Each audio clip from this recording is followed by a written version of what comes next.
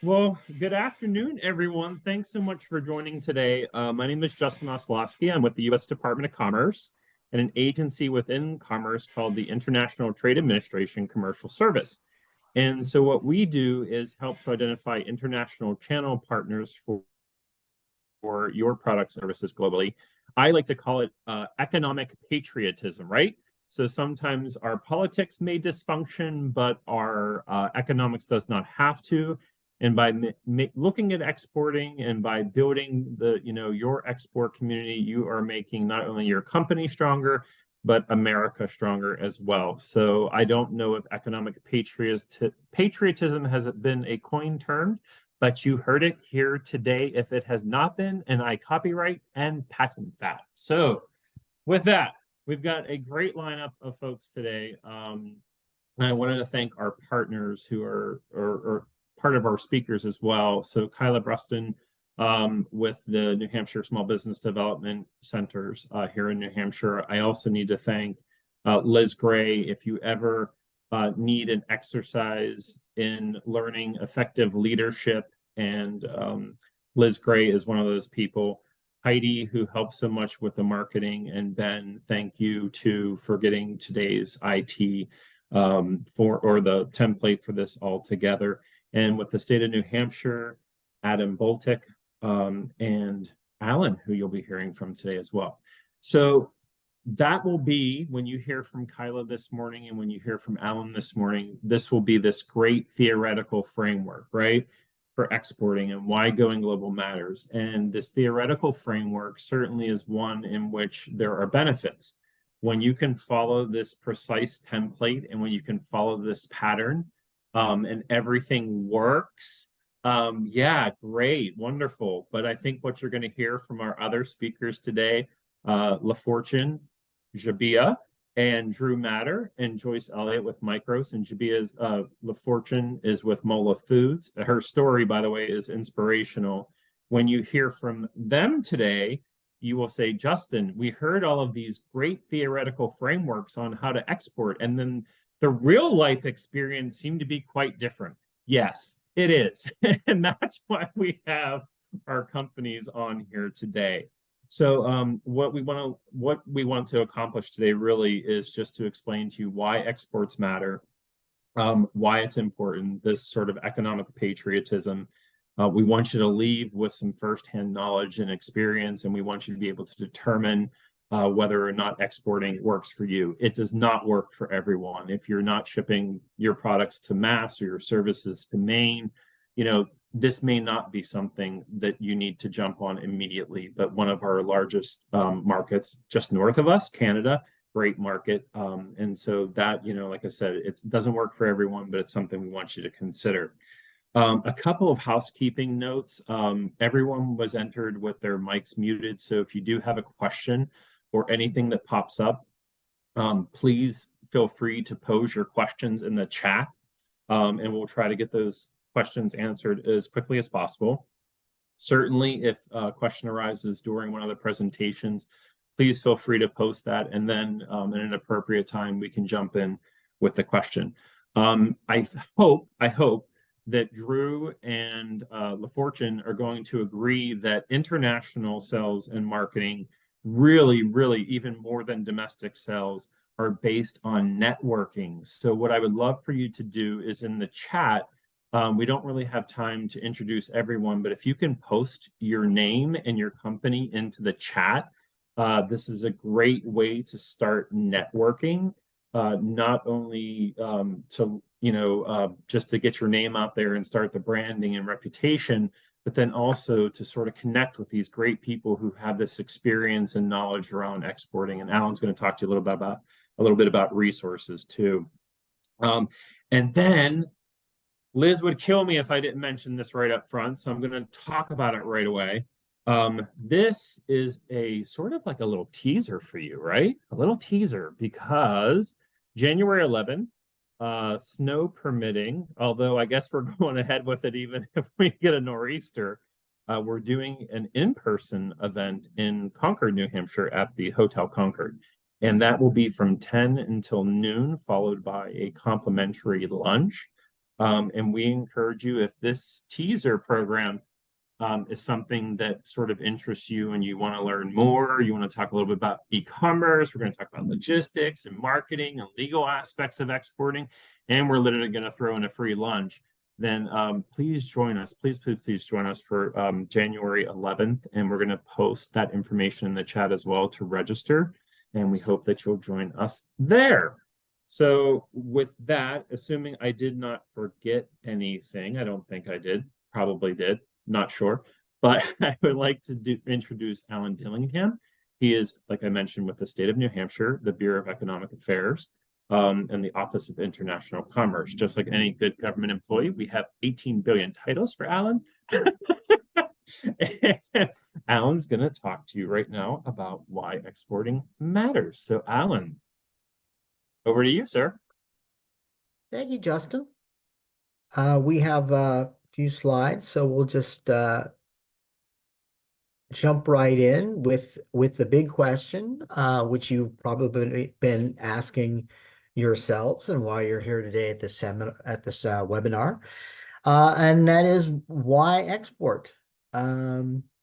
Well, there's a number of different reasons, and I've thrown together a few of them that I shamelessly took from the U.S. Commerce Department, who have put together a list of just some of the reasons to consider exporting. One is demand, and you just have to look around the globe and realize that over 90% of the world's consumers are actually outside of the United States. So if you're not exporting, you're missing something. Profitability, on average, firms that export show faster sales growth, more job creation, and employees in exporting firms tend to make more money than in non-exporting firms. Access today is really simple. If you have a website, you're in the export business, whether you know it or not. People all around can see you and potentially have commercial dealings with you. Also, logistics have improved greatly, even with all you've been hearing about supply chain disruptions. It's actually an indication of how sophisticated logistics has become to overcome a lot of different barriers that we've had in the past couple of years, specifically with the COVID pandemic and the like. There's also free trade agreements that the United States has with many countries that make it easier to do business abroad. And this is true for small businesses as well as large. And we're here really focused on helping the small businesses like you. Competitive advantage is another reason to export. The U.S. is widely known for high quality, innovation, customer service, and sound business practices. Also, part of your competitive edge is related to exporting. If you have to export in a different market, you learn things that you didn't necessarily know or anticipate in your home market. And that can strengthen you in your competition domestically as well as abroad. Also, you have to keep in mind that just as American companies are exporting abroad, so other countries are exporting, perhaps in the U.S. market. So your competitors having an advantage from their home base may be putting you in a disadvantageous position. Also, risk mitigation. The most companies that export have an easier time riding out fluctuations in economic cycles because when one country or one set of economies is down, another might be growing. There are seasonal differences between the hemispheres that can make a difference, and you may smooth out some of your seasonal variations by exporting. And those are just a few of the reasons why you might think of exporting. There are many more. Justin and I were talking a little bit about this beforehand, and Justin, if you have uh, anything to add at this point in terms of why exporting, I would love for you to jump in. Yeah, no, I think this is great. I think this is really very interesting, and I really wanted to highlight that riding out the fluctuations. Some of our companies, they rely so much on the U.S. market, right? Um, it's all eggs in one basket. So if the U.S. economy, we always want it to be strong, obviously, but there are times where we enter into, a recessive economy, and so this is one of these issues where we really push this in that this really helps to mitigate the risk of your growth and development by looking at international markets. We have a company in Nashua. Now, this is a larger company, but over 50% of their revenue is attributable to exporting in international markets. So the fluctuations that may occur in the US market are often offset by this international growth. And so that's one of the things that we continue to push. Again, if you're just relying on one market, you really are, the risk is so much higher than if you diversify, the markets that you're taking a look at. I also just wanted to mention, Alan, our export ecosystem here in New Hampshire as well. And I happen to be looking at some of the participants, and I think you'll see United States Senator Jeanne Shaheen's office is participating. The Small Business Administration is participating. And why export specifically here for New Hampshire is one of the most dynamic export ecosystems I have seen in the country. I've worked in several states, and what you have here from the congressional delegation all the way to, the local office of your local SBDC contact is this really synergistic partnership around leveraging resources to the benefit of our exporting community. So I would actually add that, Alan. I don't know if you have a thought on that, but Actually, Justin, yeah. we have a slide where we touch on that. Wow, how convenient, Alan. This is just an example of some of the resources for exporting that are available to New Hampshire companies. And the focus here is just on some of the people who are presenting. Um, but the ecosystem is really much broader and deeper than that. At the top, we'll put the U.S. Commerce Department and the U.S. Commercial Service, who Justin works for. They have a global network of offices in more than 75 countries around the world. So they're very helpful in providing a number of services in terms of market research and market entry. Secondly, I put the state of New Hampshire, the Department of Business and Economic Affairs, who I work for. And the Office of International Commerce administers something called the STEP program, which provides grants up to $7,500 for export-related activities for small businesses. We have New Hampshire Small Business Development Center, whom Kyla is representing today, and they provide education and training for new and existing New Hampshire exporters. Also, we have the Small Business Administration New Hampshire office that supports a variety of lending programs for export financing. And Tuesday Perkins is the person to contact in that office. Now, I should say that you can knock on any one of these doors and get advice for exporting. We work fairly closely together. If we don't have the answer, we one of the colleagues in this network will, or will have an idea of where to look. But there's no wrong place to start on your export journey in terms of the offices that are listed up here. And that's all that I have, in case Yeah, you wanted to add anything, Justin. Yeah, no, I just want to thank you for that, Alan, and I just wanted to highlight the grants. This is part of, as Alan mentioned, the STEP program, and this was absolutely the brainchild of U.S. Senator Jeanne Shaheen. This is apolitical in our approach. If this would have been someone else, we would have highlighted them as well. But this is actually near and dear to U.S. Senator Jeanne Shaheen's office. Tina Kassem is on the line. I don't know, Tina, if you want to jump in to talk about STEP. Certainly, I know we weren't planning this, but this is directly attributable to the work of the senator. And I think we all owe a debt of thanks to her for pushing STEP federally.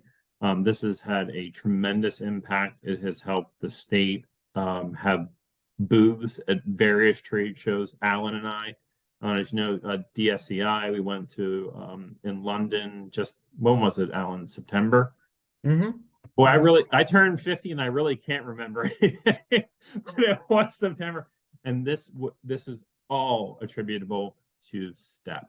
And really this is, government at work. So yeah, I just wanted to highlight that quickly. But yeah, Right. please go ahead, Alan. Well, that's my 3 to 5 minutes, which I think I went a little longer for. So I'd like to pass this on over to Kyla Brustin from the New Hampshire Small Business Development Center, who will engage one of our New Hampshire exporting companies, Micros Technology in Claremont. So Hello, take it away, everyone. Kyla. Yes, hi. Thanks so much for coming, everyone. Today, I'm going to be doing a mini interview with Drew Matter and Joyce Elliott from Micros, which is a company based in Claremont. I am going to actually start the interview by having Drew explain to you, because he can do it much better than I can, what Micros does. And I believe he actually has a couple of slides that I think you should be able to share now or soon. Sure. Let me do that here.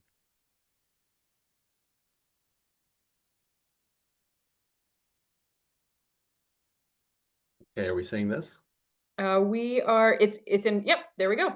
Okay, Perfect. I'm gonna not go into presenter mode just in case it does the wrong screen. I'll spare you that. But quickly, 30 seconds here. So we are located in Claremont. We essentially, Micros makes liquid cooling systems for supercomputers. Now, broadly, that supercomputers really does mean anything that gets really too hot for its own good. So we do supercomputers and AI systems and data centers, but also electric vehicles and lasers and things of that like. We have about 50 to 60 employees, and we have been in business for about 32 or 3 years. We were formed out of a project to do cooling for the space station.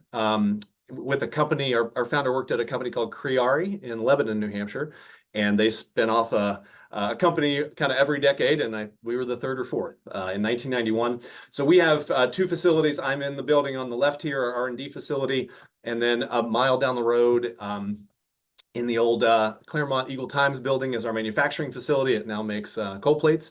The hill behind the building here is actually Vermont, so we are right on the river. Beautiful place.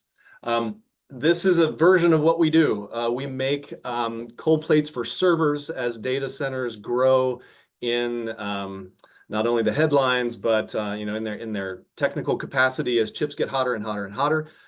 We have this very high-performing cooling technology that can take care of it. And so we make systems like this. We're making metallic copper brazing manufacturing components for a lot of Silicon Valley household names. And so we do this design. We have a lot of manufacturing capacity, and we do all that manufacturing here in Claremont. And we've done some decent work over the past couple of years. Last year, we won the New Hampshire Technology Product of the Year. So that's a little bit on us. And I actually threw in I did a clip as Alan was speaking and added a slide here because I think there's another resource that I'll speak to in a moment. But I was pointed to by Taylor Little at the Commerce Service. And this is the Rural America's Intelligence Service for Exporters. And every good government program has a great acronym. Sometimes I think they make the acronym and then they find the words to fit it, but I'll leave that. That is exactly how that happens. That's right. There's a federal grant called the Cooler Chips program for grants for data center cooling, and we applied for a grant. And Cooler Chips it's all an acronym. It has 18 different words. It's pretty fantastic. Anyway, RAISE is a group. They're actually headquartered out of Fargo, North Dakota, and they can do very, very targeted research. And we use them. I guess I'll use this a little bit to jump in, but I'll jump in with a resource that we used first. So this is a group who has access to all of the import and export information from the federal government, and they can look at your product portfolio and your export codes and what it would be tagged under, and then understand what countries in the world import and export those and help you focus in on the right market. So we used that quite a bit, and I would recommend that highly as well. Thank you, Drew. Thanks so much for adding that resource in. When I think by the time we get to the end and people have a kind of an idea of how all the pieces fit together, they're going to be like, oh, I got to write that down. So folks, if you feel like you should have written something down, don't worry, we'll give you that information. No pressure today to take notes. So I'd love to start out on the very low level, and Joyce is here too. So Joyce, feel free to jump in whenever you have anything you would like to say. Probably a lot of the people here are wondering what made you think about starting to export in the first place? Yeah, so we have historically, as a small business, had a lot of clients find us, and that kept us busy for a long time. Two of those clients were international. One was in Israel and one was in Japan. And those really were the major companies that we exported to. Occasionally, a Silicon Valley company would do their contract manufacturing in Mexico, perhaps in Taiwan, and we would ship something to those locations. But our exporting was de facto where our clients that found us told us we needed to ship products. And that worked for a while. I think as we have grown as a business, one of the things we wanted to do is diversify our markets. And so that not only means computers and vehicles and lasers, it also means, as Justin noted and Alan noted at the beginning, looking across the world, because though things might be crazy in Silicon Valley, there actually are other areas of the world doing the same work, but their supply chains look different and their technology timelines look a little different, and we can ride that wave of the ups and downs. And so we connected initially, and I got to give credit to Joyce. I'm Vice President of Development here at Micros. Joyce Elliott is our shipping manager. So if you have questions, I'll give you the 30,000 foot, but Joyce will tell you what the issues really are. But Joyce came to me and she said, hey, you got to meet this person that I know. These two people, Justin and Taylor, they're awesome, and you should meet them. And so we did, and developed this great relationship. I think Alan did note that of these resources, you can knock on all these different doors. And I'll just tell you, when you do, the people that open them are great. The resources are very helpful. This whole team across organizations, Tina at Senator Shaheen's office, Alan and the BEA group, they've all just been fantastic to work with. But Taylor at one point said, hey, we're doing this trade mission. We do these trade missions. And occasionally, every year or every so often we get people on an airplane and it's really expensive. It takes a lot of time and you're jet lagged the whole time and you go meet all these companies and it's really great. However, there's this little thing called COVID, and it's keeping us from getting on airplanes. So we thought we'd do one virtually. And they did a virtual trade mission to India, and we signed up. And we actually used some of the STEP grant money, I believe. We've done 3 STEP grants, and I would also do a plug for that. You should use the STEP grant money. It is very, I think if you can put a good business plan forward, the the STEP grant folks are really eager to help get that money into the right hands to really put it to good use. And there's not a lot of administrative overhead or burden in using that money. You just need to show them that you put it to good use. But I think we use STEP grant money for that trade mission. And that connected us with a number of companies in India that have then become either we've met a distributor who's then gone and met other companies in India and has built that market out. So that was a very helpful resource that we used there. That really got us moving. We used our STEP grant money on a second initiative, and that was to look at ITAR compliance or International Treaty and Arms Regulation. Essentially, if you make stuff that's DoD, don't ship it to the wrong people. And so we did a gap analysis. We used our STEP grant money to do a gap analysis to understand where we could export and not export certain things. If we got cooling jobs from more defense work. That actually helped us think through some of the export regulations that we needed to know a lot more and less, and things like end user agreements. And I can talk to you a little bit about the good and bad of that. But that's, I think, a little bit how that trajectory has developed. And then we had a product that is used for semiconductor chip testing, and there are different companies around the world that have come to kind of find us for that, and that's increased that market. So I would say our exports over the past 2 or 3 years the number of countries we export to is probably doubled. A small number doubling is still a relatively small number, but it's doubling, and we're growing there and dealing with a lot more issues.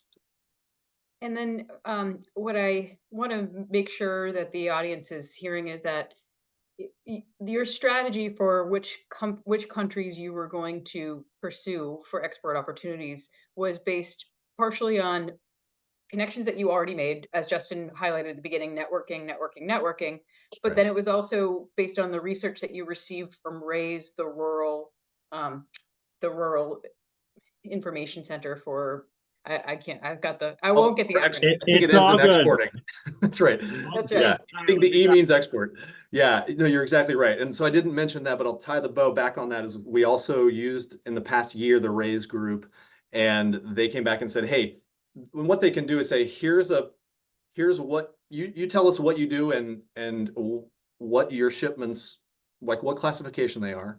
They came back and said, all of the countries in the world, here's how they rank, and here's how they rank according to the factors that you want. So I'm making, cold plates for computers. As I understand, LaFortune does food service, and so completely different export codes and markets and types of clients and customers and logistics needs. They can still put all of those factors in there and then say, all right, here's how the countries stack up. And then you actually select a number of countries that you want to do an in-depth report on. And we picked Germany and Singapore and South Korea, I think. And then they came back with in-depth reports on those countries and a list of companies that we should contact and contact names. So it's you can go buy a market research report for $5,000 if you want to, and a lot of those are boilerplate and not very helpful. This is about the same price, and it is extremely helpful. And then if you needed help in getting that to pay for that, the STEP grant money I think could help that as well. That's wonderful. So my next question is about the technical side of exporting, and I think this is where Joyce may want to jump in and add her experience.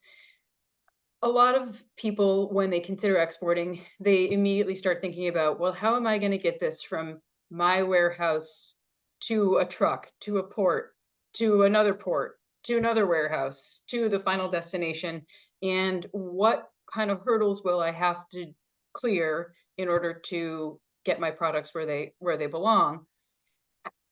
What were the resources that you used to understand those issues and to resolve any issues as they arose? Yeah, Joyce, I'm gonna let you answer this one. Joyce is the one who puts the stickers on the boxes. Yeah, that's not all. That's true. That's Give this very woman true. a raise. So actually, when I worked at a previous job, I started doing export seminars at Pease with Justin and Taylor, and that's when I got to know them in the early 2000s. That's pretty much where I started because I had no idea. I had no Was it idea at hard, the time. Joyce, to figure out? Actually, they have really good speakers, and I really hope they start more seminars instead of the webinars because they're just more informative that way. Mhm. But it wasn't really hard to start out with because they basically do like a step by step. And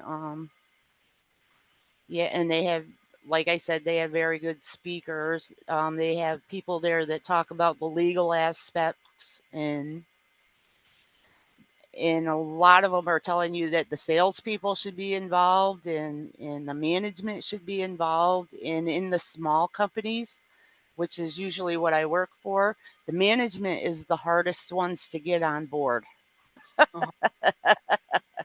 Except for Drew now, because now he understands a bit more of what's going on. The proof is in the pudding, right? Yes. Right. Yeah, I will say you should have a great shipping manager. You should inform that shipping manager as much as possible, and then you should listen to that shipping manager. So when Joyce walks into my office, she says, "Drew, I'm not shipping this." I'm like, "What? What?"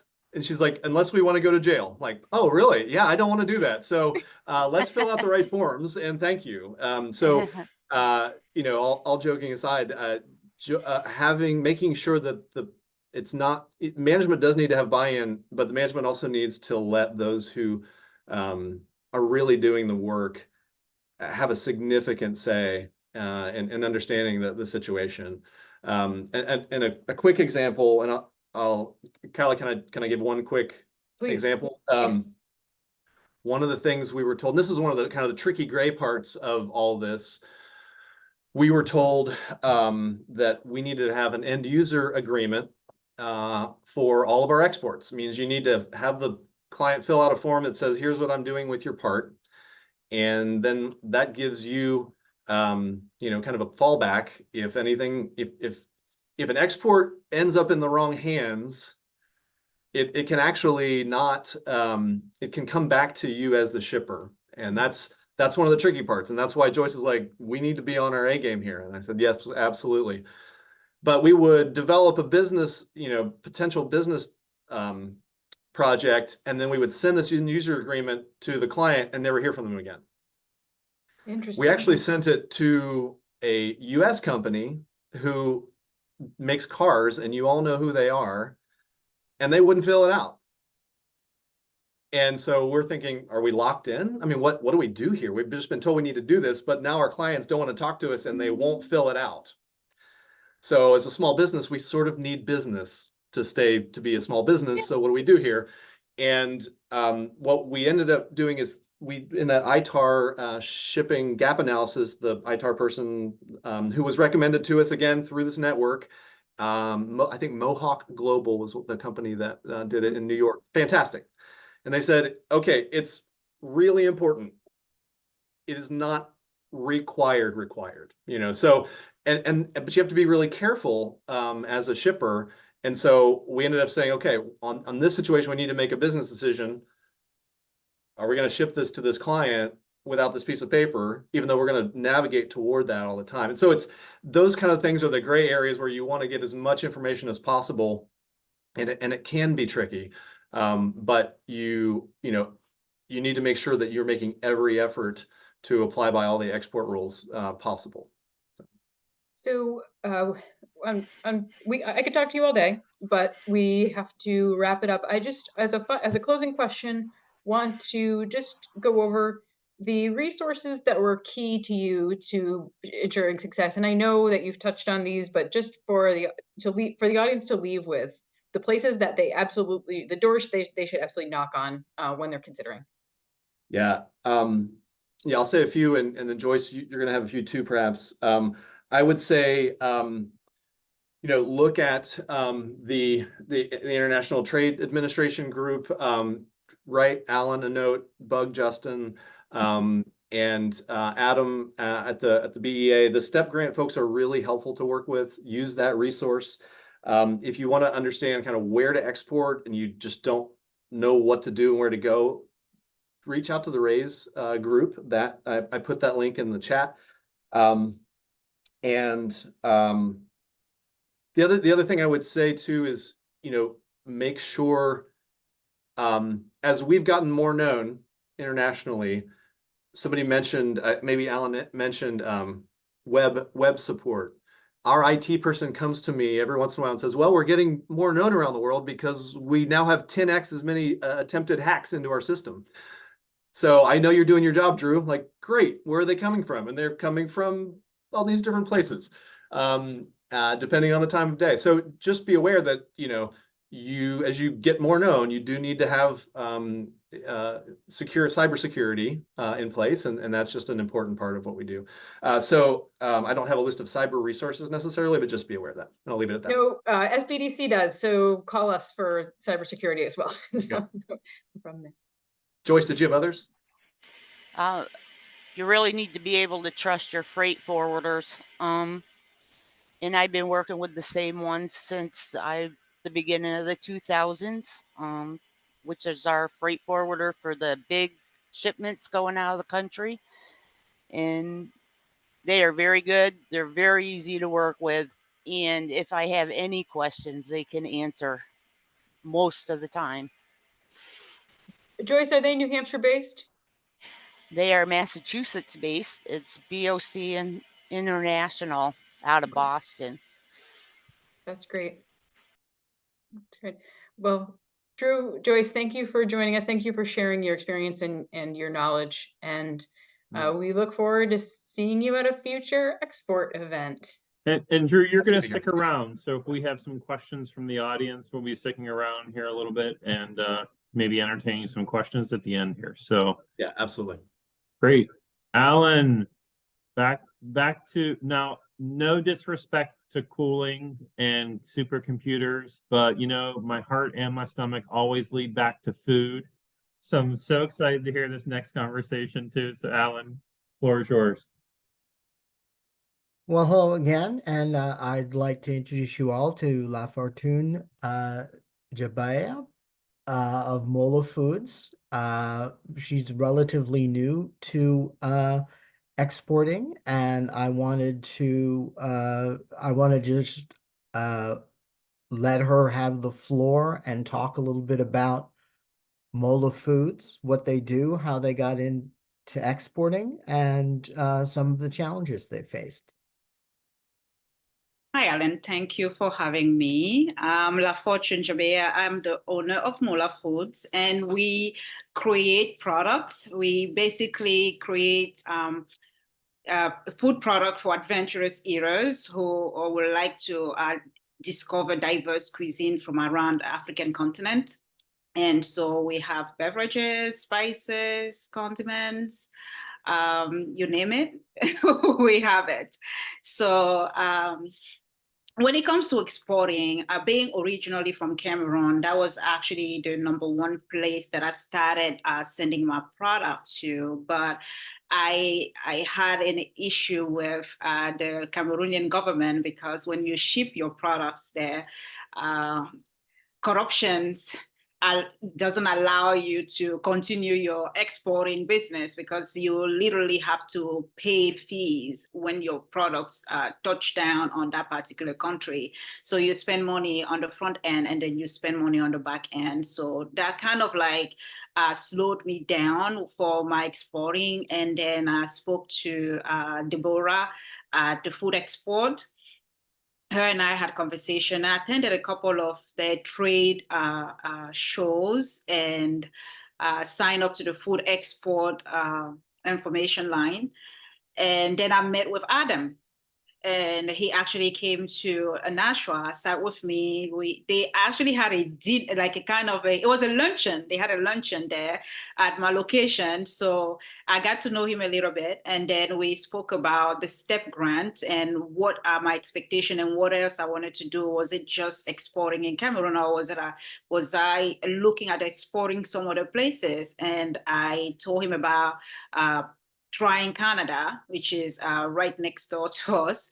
And so he introduced me to Alan to work on a STEP grant so that I can use that grant to dip my toes a little bit into the exporting business in the Canadian region. So yeah. And what has your experience been so far exporting to Canada? Are you finding it to be smooth sailing, or are there challenges that you're facing, and what's next? So entering the Canadian market is as difficult as entering the United States market, right? To place your product. So one strategy that I have done was to use the online platform, use our online platform to enter the Canadian market. And with that, we have acquired a couple of clients, but we want to enter the Canadian market where we can actually acquire stores in Canada. And that requires us to actually do the legwork and go inside Canada. We have spoken to a trade consultant to kind of like get a market research on what part of the Canadian market we want to target. And we had the report of different city in Canada that we want to go into. So the next strategy is to actually going in and talking to the buyers of those Canadian market and hopefully getting something out of there. So right now I have a possibility to going into Canada and talking to one store owner to kind of like place our products in there. So I'm looking forward to potentially meeting him next year after, the holidays and seeing what he says. What advice would you have for companies that are new to exporting in terms of how they should start or proceed based on your experience? I will say the number one thing is to do a lot of research, and there are a lot of resources actually. So you have the international commerce here in New Hampshire, you have the food export. If you tap into those resources, they are very well equipped and ready to help you navigate into the exporting business. Now, you have to arm yourself with a lot of patience because it's a different world. You don't know exactly what you are getting into. And basically you're going to be trusting someone on the other side that you haven't met and you haven't done business with. So you don't know if they are really being honest or they are just trying to scam you. So it's a lot of challenges. So using the resources that the International Center of Commerce is offering and the Food Export is offering, they already have established representative at those locations. Like I spoke to one in Canada that does business for the US. So they are already in Canada, for example, or they are in those places that you want to go. There are multiple, representatives that you can tap into, and that will be done through your Food Export, your International Commerce Bureau. So they will be able to help guide you and connect you to those people so that you will be well equipped to navigate in that market. Okay, thank you. If you don't have any additional comments, I think we might give our time back and have Q&A from the audience. Yeah, LaFortune, I'm not done with her yet. Okay.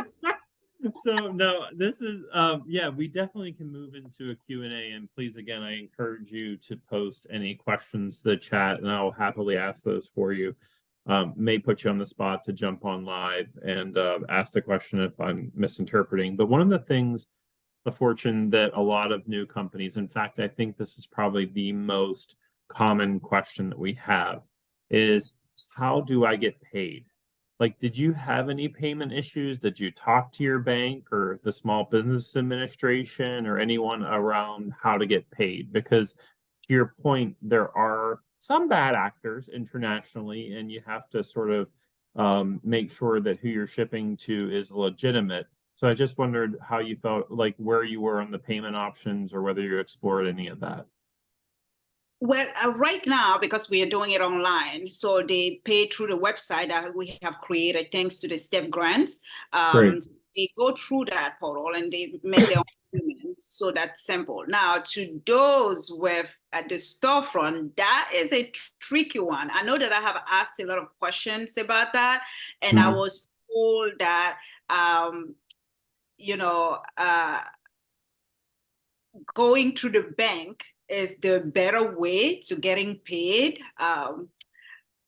But I'm not sure because I haven't gotten there yet. So I feel like once I get to that portion, I'll be able to go back to my resources and be like, hey, listen, I'm about to do business with this. What will be the best payment for me so that I get paid versus they pay me and then they withdraw the money right away.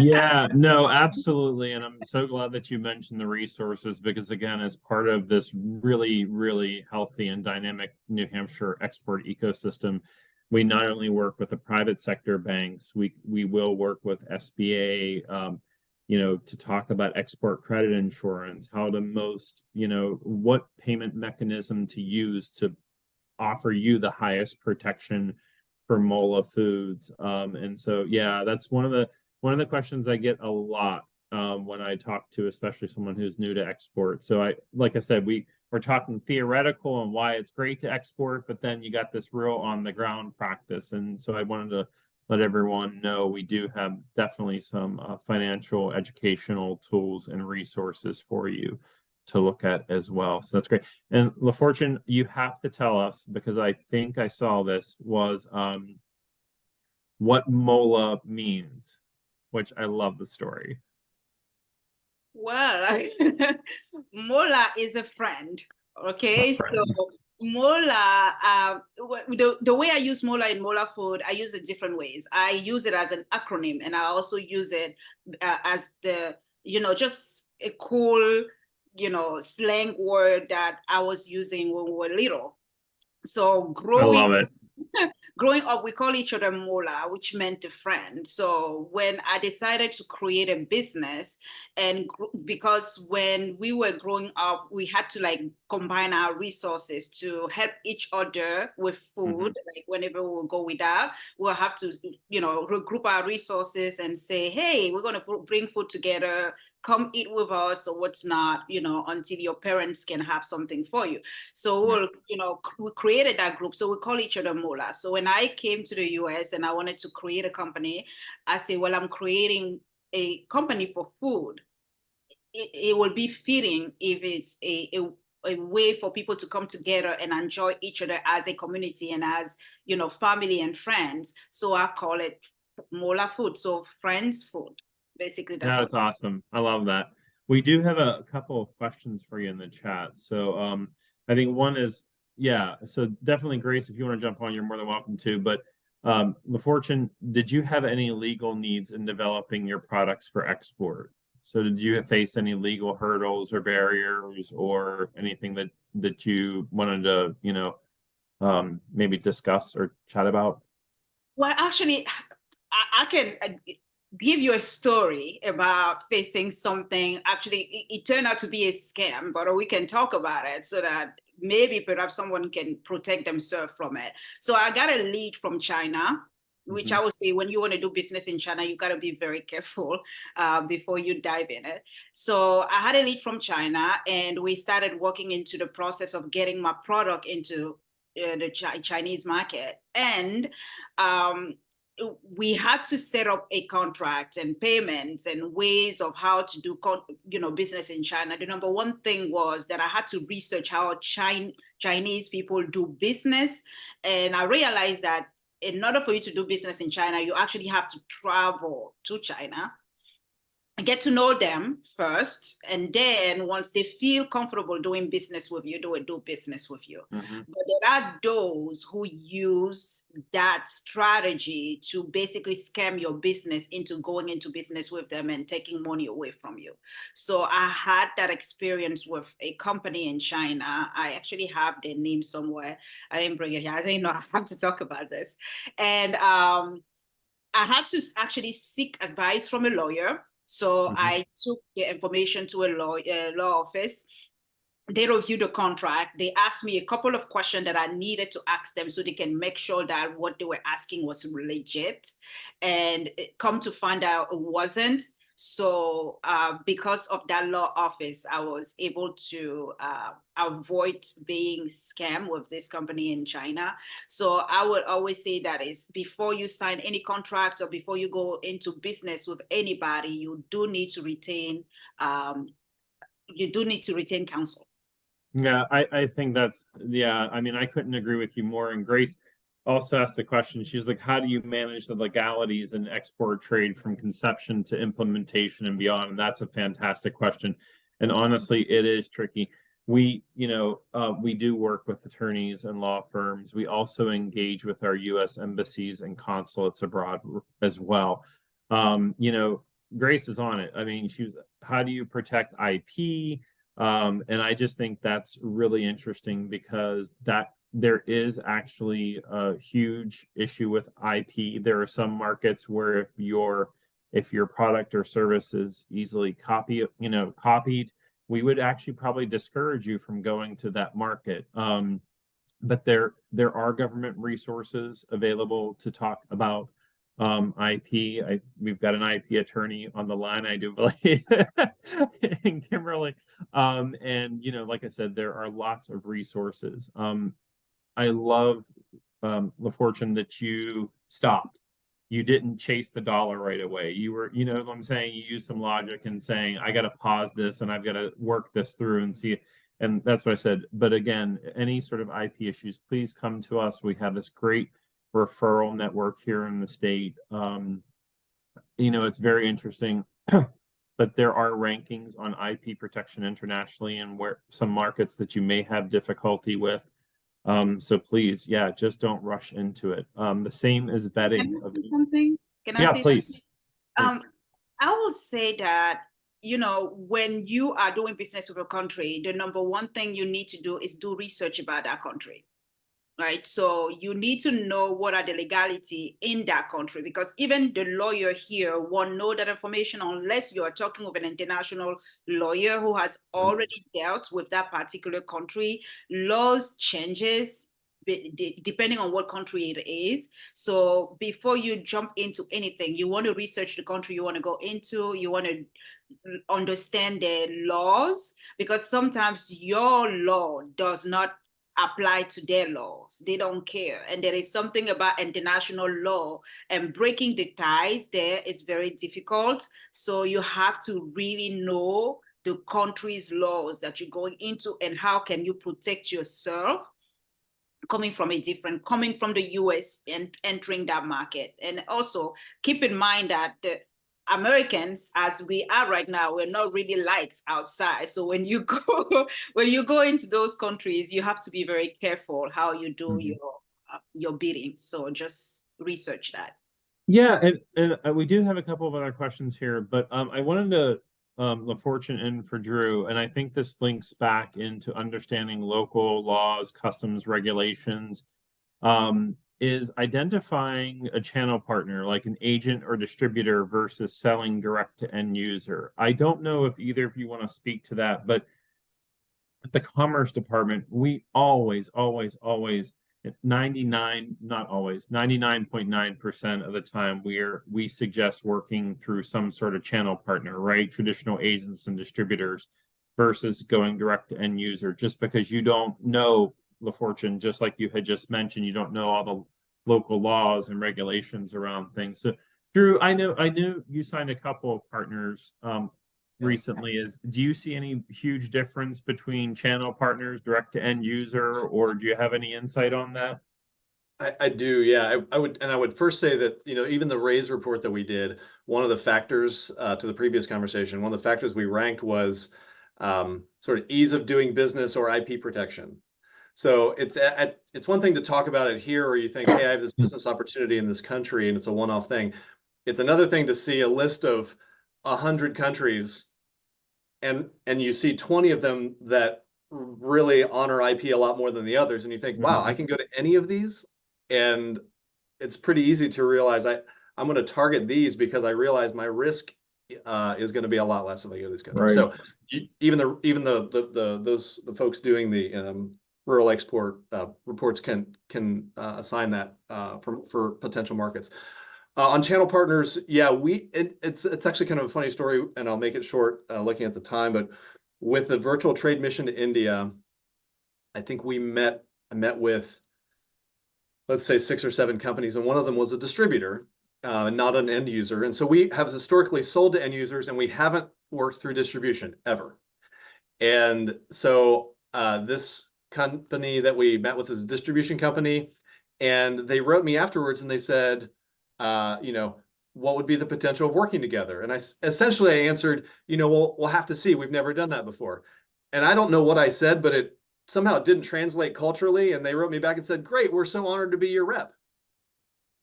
And I said, I think I actually just got a rep in India. So what ended up happening was that, I said no the wrong way. I don't know. But what they ended up doing was going and getting a lot of business for us and business contacts in India. And I have found that to be incredibly valuable. So what happens is, there are little, and we know this, right? But there are just these little cultural things that, the way business is done, even if I go to that country for a week and I meet with somebody, I'm still meeting culture to culture, and we're bridging cultures.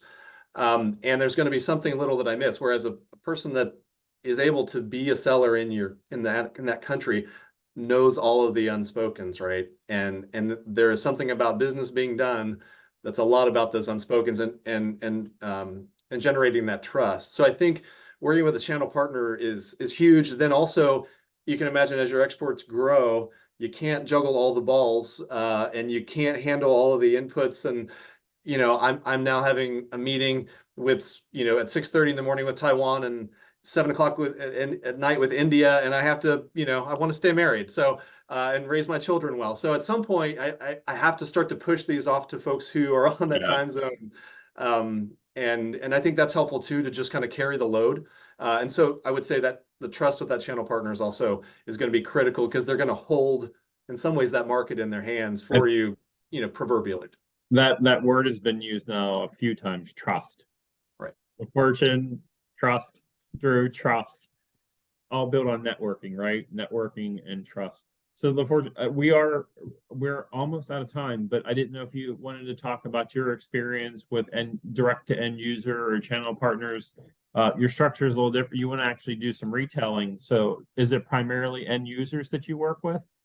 Yes, right now, yes. And I just wanted to address the last question on that on the chat, where someone was asking me if I made some changes with the products or packaging. And I was Labeling. saying, Yeah. yes, I definitely did make some changes on the packaging, because each country have different requirements when it comes to what they want to see on a package. So I did make a couple of alterations to meet the requirement of that particular country. So yeah. Great. And again, any of these changes, modifications, please, Alan is here. He is the manager of our STEP program. We're entering into, correct me if I'm wrong, Alan, but we're entering into a new STEP period where we have a record amount of STEP funding available to New Hampshire clients. Thanks to Adam's leadership, we received, what was the total dollar amount, Alan, that we received? Over 400? $444,000 and some change. Yeah, so a lot of those will be going direct to clients. I think Drew had mentioned this, we don't have much overhead here. We try to push as much of this out to our clients as possible, and to be efficient with it. Tina, I don't know if you just wanted to jump in real quick to talk about STEP and the Senator's continued support, but please, if you want to take a minute. Sure. Thanks so much, Justin. And this has been really fun to sit in and listen in. I think it's been a great format and some great businesses to talk about their experiences. You know, the senator has been a big supporter of international trade for a very long time, dating back to when she was governor of New Hampshire. She led one of the first trade missions in New Hampshire, as a New Hampshire governor. So, you know, she understands what it means as a small business and what it takes as a small business to be able to endeavor on such big potential and opportunities and the risks that come with that. So she is always looking to see how that process can be made easier for businesses, whether it's providing resources through SBA, SBDC, and commercial service.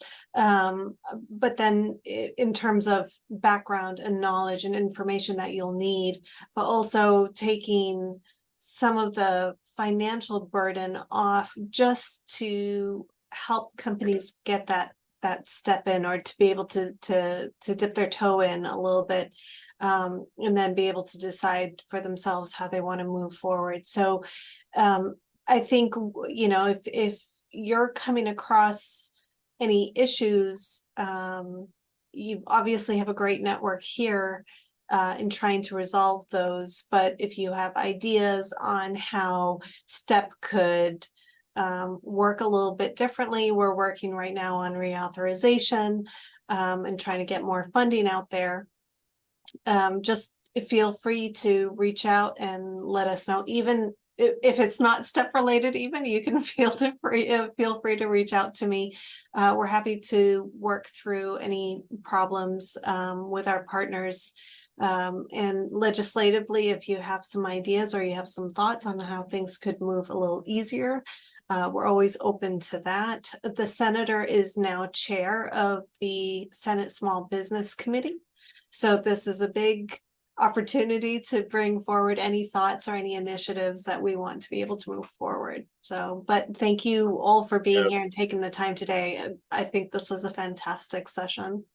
Great. It was all me, Tina. I just want to go on record saying Well, that. I know, but I mean, I could be nice and say happy birthday too, but. Oh, good. We're good. Thank you. Thank you, Tina. Well, listen, this is as I always say, you know, you go through these trainings, and to Joyce's point, we've done some. We had a little lapse, some trainings with COVID. We're getting back to doing these in person. Please register for the January 11th training at the Hotel Concord. This is again built. This success in international is built on networking both in state, nationally, and internationally. And this is a great way for you to start that conversation with some pretty important resources. So please register. If we can maybe even post that again, that would be, oh, Ben already did it. There we go. Head of the game, proactive. This is also the beginning of the conversation. This is not the end. If you still have continuing questions, again, back to Alan's point, there is no wrong door to accessing the resources available to you. You can email him if it's a question for me, or email Kyla if it's a question for Alan. There is no wrong door, and you will not be turned away anywhere, and we'll just make sure that you're directed to the right resource partner to address your specific needs. So Alan, Kyla, thank you both for your overviews, and especially to Drew, LaFortune, your really, you know, firsthand real life experiences with export, I think are still the most valuable lessons that we draw from today's call. And not only do I encourage you again to go back to that January 11th program, but also to reach out to Alan if you are taking a look at export. If you are export ready, please use the incentives that are available through the federal resources like the STEP grant arranged through the Senator's office to help to mitigate some of the financial risk that you undertake when looking at these really critical markets. So thank you again for joining, and have a great rest of the day.